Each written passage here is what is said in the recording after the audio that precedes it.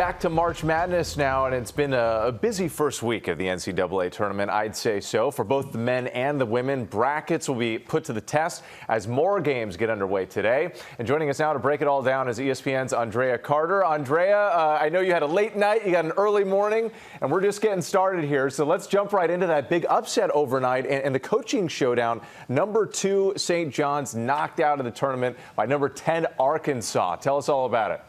Well, this was such an exciting game. You've got two legendary coaches going against each other. I'm a little bit biased because being an SEC person, watching the Razorbacks get this win, it was exciting for Coach Cal. I know a lot of people in New York were upset about it, but Coach Cal has the most NCAA tournament wins of active head coaches.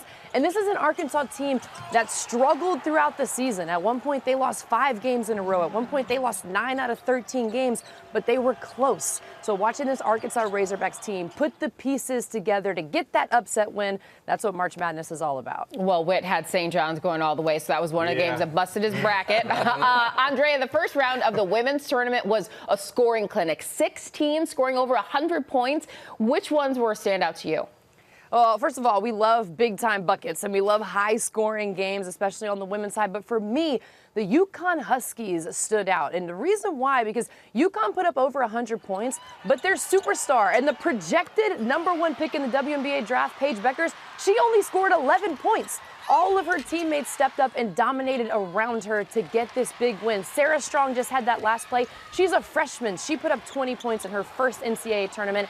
And Azzi Fudd, who's missed the last 2 NCAA tournaments, had 27 points. UConn was efficient and they were sharp on both ends of the floor, to me, more than anyone else so far. Okay, Andrea, let's talk about today's games now. What are the 2 must-watch games that we should be looking for?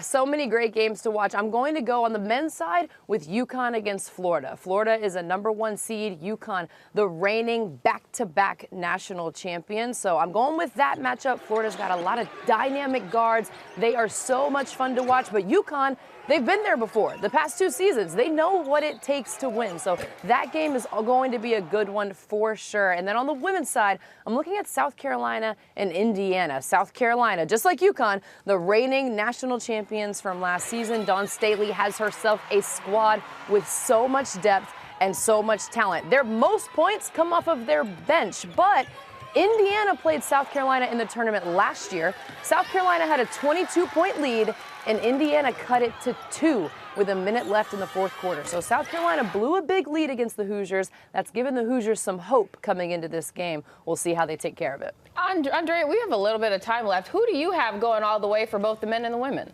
Oh, this is a tough one for me. On the men's side, I've got Duke going all the way. Cooper Flagg, the depth, the length, the defense that those guys have. John Shire, he is a brilliant basketball mind. I think the Duke Blue Devils are due for one.